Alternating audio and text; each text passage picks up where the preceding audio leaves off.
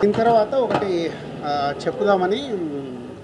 So ఈ family audience ఇస్తున్న మెసేజ్లు కానీ అవి కానీ చూసి నేను విజయ్కి కాల్ చేశాను, ఆయన డైరెక్టర్ కూడా చెప్పా. సో ఎవరైతే ఏపీ తెలంగాణలో ఇలా ఒక కుటుంబాన్ని ఒక ఉన్నత స్థితికి తీసుకొచ్చిన వాళ్ళు ఉన్నారో ఈ తెలుగు స్టేట్స్లో, రేపటి నుంచి వాళ్ళని కలవటానికి వెళ్తున్నాము. సో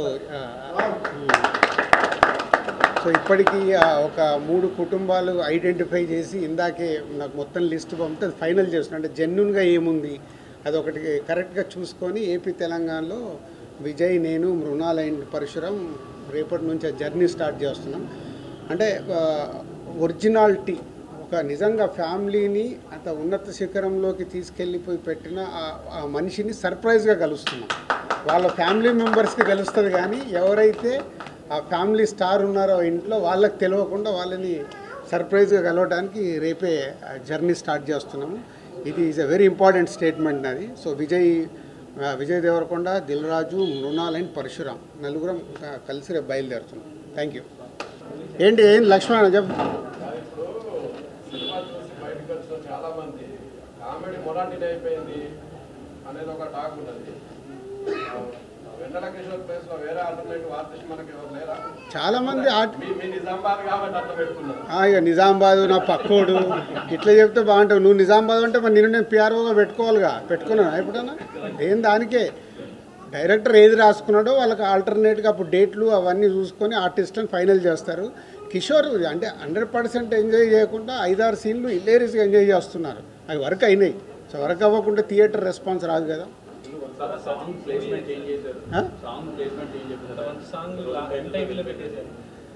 అదేనమ్మా, ఇప్పుడు సినిమాకు డైరెక్టర్ తీసుకున్న తర్వాత ఆ సాంగ్ ముందుంటే సినిమా ఫ్లో ఆగిపోతుంది.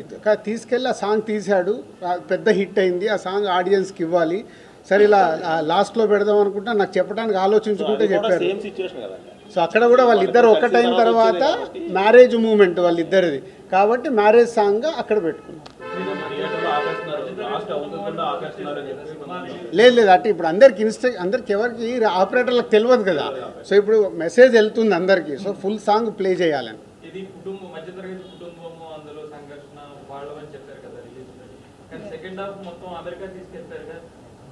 అంటే ఇక మొత్తము ఇక్కడే తీసినాం అనుకో, ఇంట్లో అప్పుడు టీవీ సీరియల్ తీసిర్రా బాబు అంటారు మీరు. మేము అన్నీ అంటే ఒక యూత్కి కూడా ఒక టార్గెట్ ఆడియన్స్ రీచ్ అవ్వాలి కదా. తన వర్క్ మీద వెళ్తాడు కాబట్టి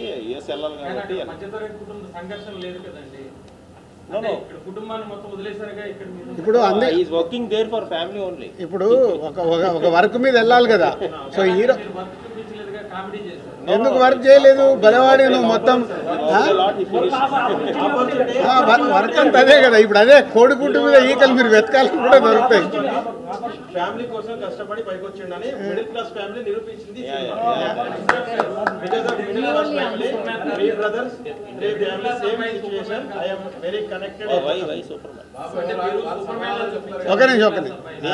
మిడిల్ క్లాస్ కుటుంబం నుండి ఒక అబ్బాయిని సూపర్ మ్యాన్ లో చూపించారు. ఎక్కడ సూపర్ మ్యాన్ అంటే చివర్లో ఒక 100-200 మందిని ఎంతమందిని కొట్టుకుంటాడు. అది కాదు యాక్చువల్గా తన అనుకున్న మనుషులు తన ఫ్యామిలీ వాళ్ళని ప్రొటెక్ట్ చేసుకునే ప్రాసెస్లో దాని సైజు మారవచ్చు. ఫస్ట్ హాఫ్ లో కూడా వదిన ఎవరో బ్యాడ్ కామెంట్ చేస్తే ఏ రేంజ్ లో రియాక్ట్ అయ్యాడో పర్వాలేదు అని కాదు, అది ఏరియా డెన్సిటీ మారుతుంది అంతే. విలన్ని బట్టి హీరో ఉంటాడు కదా. అక్కడ 2 జిల్లాల మనుషులు వస్తారన్న మరి హీరో కొట్టకుంటే ఎట్లా? విలన్ని బట్టి హీరో ఉంటాడు. ఒక అమ్మాయి విషయంలో రిలీజ్ అయ్యాడు, హీరో స్టాండ్ ఏంటి అదే చెప్పాడు కదా. కాదు అదే చెప్పాడు కదా హీరో డైలాగ్, ఇందుకోసం చావటానికి కూడా సిద్ధం, ఎంతమందిని చంపడానికైనా సిద్ధం అన్నాడు. అదే కదా సినిమా.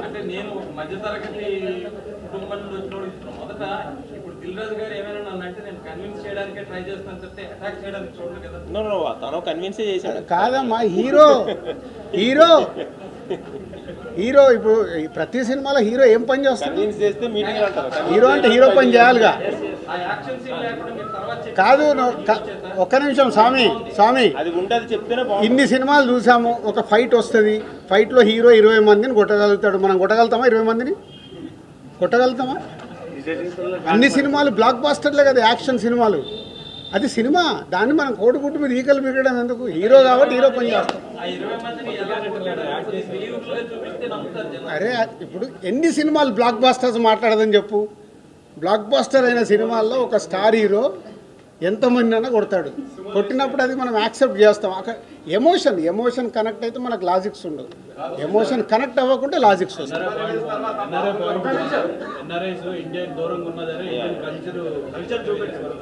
అదే ఇప్పుడు నచ్చే వాళ్ళకి అద్భుతమైన పాయింట్స్ నచ్చుతున్నాయి, అవిటికి కాంప్లిమెంట్స్ ఇస్తున్నారు. మిత్రులు మాకు నచ్చింది ఇలా ఉందని చెప్తే కూడా మనం తీసుకోవడానికి రెడీ. దాంట్లో ఏం లేదు. సినిమా అనేది నేను ఎప్పుడు చెప్తాను కదా, ఆడిటోరియంలో 70% నచ్చితే 70% మార్క్స్ పడితే సూపర్ హిట్. సో ఈరోజు ఇప్పటి వరకు మాకు వస్తున్న దాంట్లో ఇంకా ఫ్యామిలీ స్టార్ట్ అవ్వాలి. ఫ్యామిలీ స్టార్ట్ అయిన తర్వాత ఇంకా అద్భుతంగా వెళ్తుంది.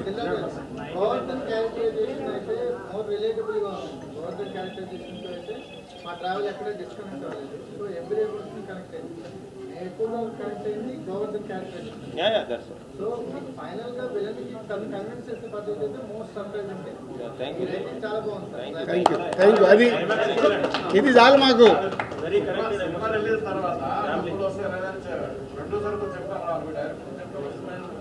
నేను ఇక్కడ ఏసీలు పెట్టలేదు. సమ్మర్ ఎండలు బయట దగదగ.